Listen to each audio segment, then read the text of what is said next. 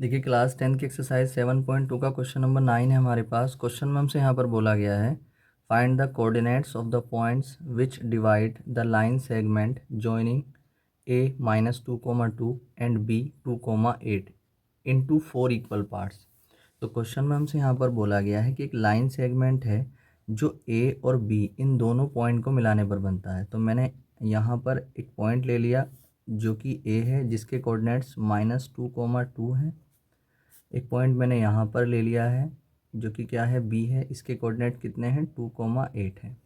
इन दोनों पॉइंट को जब हम मिला देंगे तो एक लाइन सेगमेंट बन जाएगा। ठीक है, इस लाइन सेगमेंट ए बी को 4 इक्वल पार्ट में डिवाइड करने वाले जो पॉइंट्स हैं उनके कोऑर्डिनेट्स हमें निकालने हैं। तो देखिए किसी भी लाइन सेगमेंट को अगर 4 इक्वल पार्ट में डिवाइड करा जा रहा है तो वो 3 पॉइंट के थ्रू करा जा रहा है, मतलब 3 पॉइंट उस लाइन को जो है 4 इक्वल पार्ट में डिवाइड करते हैं। कैसे? मैंने यहाँ पर एक पॉइंट लगा दिया, एक पॉइंट मैंने यहाँ पर लगा दिया और एक पॉइंट मैंने यहाँ पर लगा दिया। ठीक है, तो अब अगर हम देखते हैं ये जो पॉइंट यहाँ पर लगा दिए हैं 3 पॉइंट, तो इन 3 पॉइंट से पूरे का पूरा जो ए बी लाइन सेगमेंट था ये 4 इक्वल पार्ट में डिवाइड हो गया। एक पार्ट ये रहा, दूसरा, तीसरा और चौथा। तो हमें क्या करने हैं, इन तीनों पॉइंट्स के ही कोऑर्डिनेट्स निकालने हैं जो इस ए बी को 4 इक्वल पार्ट्स में डिवाइड कर रहा है। तो मैं इस पॉइंट को मान लेता हूँ P, इसको मान लेता हूँ Q, इसको मान लेता हूँ R। ठीक है, अब देखिए हमें जो है अगर किसी लाइन सेगमेंट पर कोई पॉइंट होता है, अगर वो मिड पर है तो मिड पॉइंट फॉर्मूला से निकाल लेते हैं, और अगर वो मिड पर नहीं है, मिड से इधर या उधर है, तो उस पॉइंट के कोऑर्डिनेट्स निकालने के लिए हमें रेशो मालूम होना चाहिए। तो अगर हम बात करते हैं पी की, तो पी इसके मिड पॉइंट पर नहीं है, तो हमें क्या करना पड़ेगा, पी के लिए रेशो मालूम होना चाहिए, तभी हम इसके कोऑर्डिनेट्स निकाल सकते हैं। अब पी के लिए रेशो हम कैसे निकालें? तो क्वेश्चन में हमसे बोला गया है कि ए बी को ये 4 इक्वल पार्ट में डिवाइड कर रहे हैं। ठीक है, तो जो पी के लिए रेशो काम करेगा वो कितना काम करेगा? अगर हम यहाँ तक देखते हैं, ये ए पी तक तो एक हिस्सा है ना, 1, और एक हिस्सा यहाँ पर है, और यहाँ से यहाँ तक बी तक जो है 3 हिस्से हैं, 1 2 3। तो पी के लिए जो रेशो काम करेगा वो काम करेगा 1:3। इसी तरीके से जो क्यू है, क्यू के लिए जो रेशो काम करेगा वो होगा 2:2, क्योंकि 2 हिस्से यहाँ पर हैं, एक और एक, 2 और 2 ही हिस्से यहाँ पर हैं। ठीक, और जो तीसरा पॉइंट है आर, उसके लिए जो रेशो काम करेगा वो करेगा 1:3, 3:, और इधर एक हिस्सा है तो 3:1। तो अब हमारे पास इन तीनों के लिए जो है पॉइंट्स हैं, सॉरी रेशो हैं, और जब रेशो है तो अब हम इन तीनों के कोऑर्डिनेट्स निकाल सकते हैं। तो सबसे पहले हम काम करेंगे 4 पॉइंट पी। तो यहाँ पर हम लिखेंगे 4 पॉइंट पी।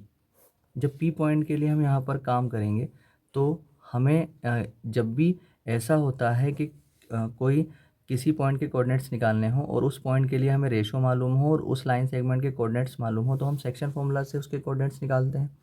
तो सेक्शन फॉर्मूला के लिए हमें जो जो चीज़ चाहिए वो कहाँ से मिलेगी, एक तो ये पॉइंट है और एक ये वाला पॉइंट है। तो ये पहले पॉइंट का ये -2 जो हो जाएगा ये x1 हो जाएगा। x1 कितना है -2, और x2 कितना हो जाएगा हमारे पास 2। y1 की अगर मैं बात करूँ तो y1 कितना है 2, और y2 कितना हो जाएगा हमारे पास 8। अगर हम बात करें m1 की तो m1 कितना आ जाएगा 1, और बच्चों m2 कितना आ जाएगा हमारे पास 3। ठीक है, तो अब जो है हमारे पास सारी चीज़ें हैं, अब हम निकाल सकते हैं कोऑर्डिनेट्स ऑफ पी। जब पी के कोऑर्डिनेट्स हम निकालेंगे तो फॉर्मूला होता है m1 x2 plus m2 x1 upon m1 plus m2, comma m1 y2 plus m2 y1 upon m1 plus m2। ठीक है, अब आगे जब इसको लेकर के चलेंगे हम तो वैल्यू रख देंगे। m1 की वैल्यू है 1 इंटू x2 की वैल्यू कितनी है 2, प्लस m2 कितना है हमारे पास 3, और x1 हमारे पास है कितना -2, और अपॉन में m1 कितना है 1 और प्लस में 3, m2 कितना है 3, कॉमा m1 कितना है 1, y2 है हमारे पास 8, और प्लस m2 है हमारे पास 3, और y1 है हमारे पास 2, और अपॉन में m1 कितना था 1 और प्लस में m2 कितना था 3। ठीक है, आगे जब इसको लेकर के चलेंगे हम तो 1 2 ज़ा 2, और इन दोनों की मल्टीप्लाई करेंगे, प्लस माइनस की मल्टीप्लाई माइनस, 3 टू ज़ा 6 और 1 और 3 4, कोमा 1 8 ज़ा 8 और प्लस 3 टू ज़ा 6 और अपॉन में 4। ठीक है, अब एक प्लस और एक माइनस तो माइनस होंगे, 4 में से 6 में से 2 गया तो माइनस के 4 बचेंगे, बड़ा नंबर माइनस का था और अपॉन में 4 है, कोमा 8 और 6 कितने हो जाते हैं 14 और अपॉन में 4।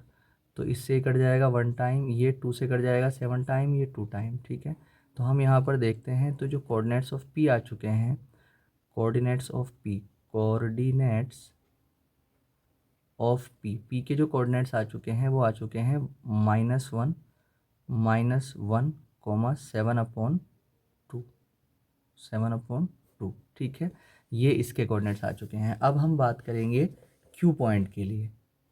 अब देखिए यहाँ पर एक चीज़ है, जो क्यू पॉइंट है उसके कोऑर्डिनेट्स जो है हम फिर इस तरीके से निकाल सकते हैं, यानी सेक्शन फॉर्मूला लगाए, क्योंकि रेशो हमें मालूम है।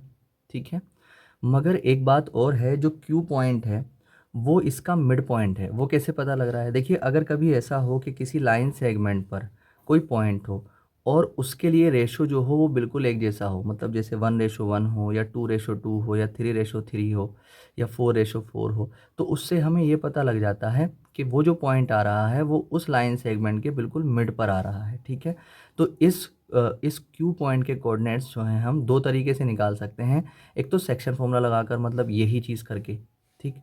दूसरा हम जो है इसके मिड पॉइंट के कोऑर्डिनेट्स के बेस पे भी हम इसके रेशो को निकाल सकते हैं। ठीक है, देखिए तो अब हम यहाँ पर काम करेंगे 4 पॉइंट क्यू, 4 पॉइंट क्यू, और मैंने बता दिया है आपको मिड पॉइंट का पता कैसे चलेगा, जब रेशो एक जैसा होगा। तो यहाँ अगर इस मेथड से लगाएंगे तो क्वेश्चन थोड़ा सा लेंथी हो जाएगा, तो इसलिए जो है हम क्या कर सकते हैं, जब इसका छोटा मेथड मौजूद है तो हम उसी मेथड से जो है क्वेश्चन को करते हैं। ठीक है, तो अब हम यहाँ पर ये जो आ जाएगा हमारे पास x1 कितना आ जाएगा -2, और x2 कितना आ जाएगा हमारे पास 2, और y1 कितना आ जाएगा हमारे पास 2, और y2 हमारे पास आ जाएगा 8। ठीक है, तो अब अगर हम यहाँ पर देखें तो जब रेशो एक जैसा है तो हम मिड पॉइंट के बेस पे भी निकाल सकते हैं, तो मिड पॉइंट रेशो लिखने की ज़रूरत ही नहीं है। तो coordinates of Q, coordinates of Q के लिए हम क्या लगा देंगे, mid point formula, x1 plus x2/2 comma y1 plus y2 और अपॉन में 2। तो x1 कितना है हमारे पास, x1 है -2 प्लस x2 हमारे पास कितना है 2 और अपॉन में 2, कॉमा y1 कितना है 2 और y2 कितना है 8 और अपॉन में 2। ठीक है, तो यहाँ पर -2 + 2 कैंसिल हो जाएगा, कितना आ जाएगा 0 और अपॉन में 2, कॉमा ये कितना आ जाएगा 10/2। तो 0 को किसी भी चीज़ से डिवाइड करो तो 0 आएगा, 2 5 ज़ा 10, तो कितना आ जाएगा 5। ठीक है, तो कोऑर्डिनेट्स ऑफ क्यू कितने आ गए हमारे पास ये। अब हम जो लास्ट वाला है आर, उसके कोऑर्डिनेट्स को निकालेंगे।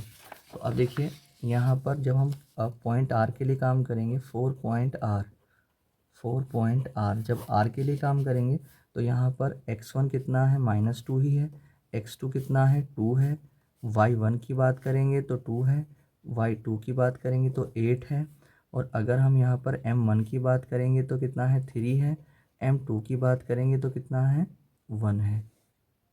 ठीक है, अब यहाँ पर रेशो अलग अलग था तो इसीलिए यहाँ पर सेक्शन फॉर्मूला लगाना पड़ेगा, तो इसलिए कोऑर्डिनेट्स ऑफ आर, कोऑर्डिनेट्स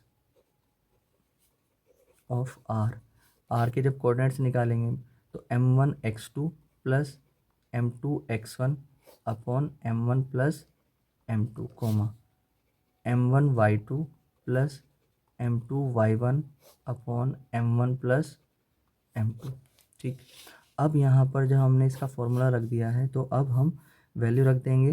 तो m1 कितना था 3 और x2 कितना था हमारे पास -2 प्लस m2 कितना है 1 और x1 कितना है, अच्छा यहाँ पर m1 x2 कितना था +2, तो प्लस m2 कितना है हमारे पास 1 और x1 कितना है हमारे पास -2, तो अपॉन में m1 कितना है हमारे पास 3 प्लस में 1, कॉमा m1 कितना है 3, y2 कितना है 8 प्लस m2 कितना है 1, y1 कितना है 2, m1 कितना है 3 m2 कितना है 1। तो अब जो है अब हम यहाँ पर 3 2 ज़ा 6 माइनस 2 1 ज़ा 2 और अपॉन में 4 आ जाएगा, कोमा 24 और प्लस में 3 8 24 1 2 ज़ा 2 और अपॉन में 4। ठीक है, तो अब हम यहाँ पर देखेंगे 6 में से 2 गया तो 4 और अपॉन में 4, कोमा 24 और ये 26 और अपॉन में 4, तो ये कट जाएगा 1 टाइम और ये 2 टाइम, 2 से 2 टाइम और ये 2 से 13 टाइम। तो जो हमारे पास रेशो आ जाए वो पॉइंट्स आ जाएंगे यानी कोऑर्डिनेट्स आ जाएंगे, वो आ जाएंगे 1,13/2। ठीक है, तो ये क्या है कोऑर्डिनेट्स ऑफ आर। ठीक है, तो इस तरीके से इन तीनों पॉइंट्स के कोऑर्डिनेट्स आ चुके हैं जो इन लाइन को 4 इक्वल पार्ट्स में डिवाइड कर रहे थे। ठीक है, तो ये इसका आंसर आ जाएगा।